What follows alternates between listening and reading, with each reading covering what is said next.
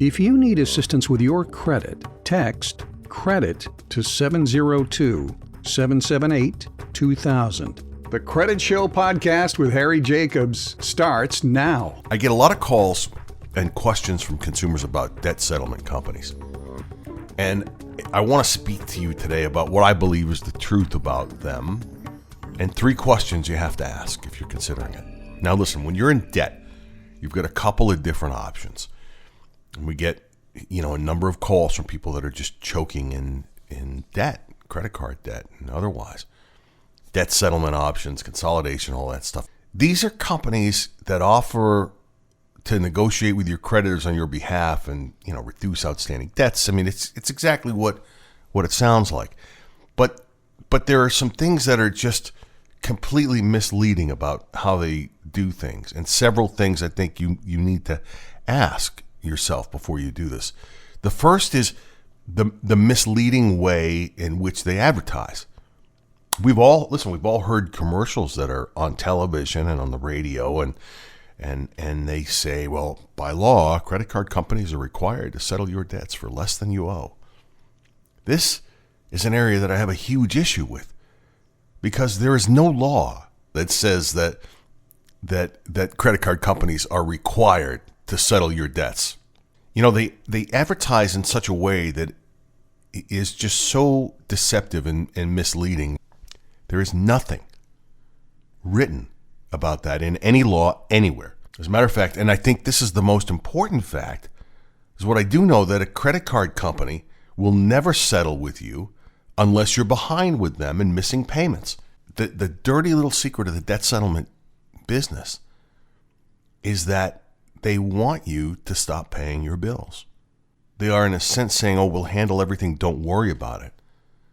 But what they're not telling you is stop paying your bills and ruin your credit. I did a rant on this show, I don't know, it must have been, 10 years ago. I got an email like 2 days later from this guy who clearly worked for a debt settlement company, who lectured me, went up one side and down the other. And it just pissed me off because clearly he worked for one of these companies and said, listen, you're misleading people. I said, come on the show and debate it with me. And I don't ever get into a pissing contest with anybody in general. But it's true. They mislead you. And what I have found when I drill down on some paperwork from one of these companies, like 2 weeks later, I wouldn't let it go. I was myopic about this. But I took some paperwork from a client of ours who got into one of these programs. And it showed, just as an example, it showed the consumer paying something like $600 a month towards their debt. Call it, $20,000 in debt for the first 5 months. The total amount, if it was $600 a month, right? Call it, 5 months at that. It's $3,000. So the total amount going to the debt was like $60 a month. It's like 10%. I was disgusted by this. I couldn't believe. I went back and looked at the calculator. I'm like, did I do something wrong? No, I didn't. That's the way they charge. They get their fees up front. Now, listen, if you've got a credit card that's $5,000 owed on one of it as part of the $20,000 in debt, and you put $600 a month towards that, and then went back to them and offered them not even the $3,000, but offered them $2,500 after 6 months, you'd probably get that done. Debt settlement companies often charge fees that are so exorbitant. They can charge you 25% of the total amount of debt that you owe. You owe $20,000 in credit card debts. You could be paying them $5,000 for the privilege of having them settle those debts for you. Let's be honest here. You may have $10,000 on one card. We might be able to settle that for you, or you could do it yourself for nothing, for nowhere near 25% of that, of $2,500 on $10,000. As a matter of fact, if we're doing your credit repair work, which we don't charge anywhere near that kind of money, we don't even charge you for the debt settlement.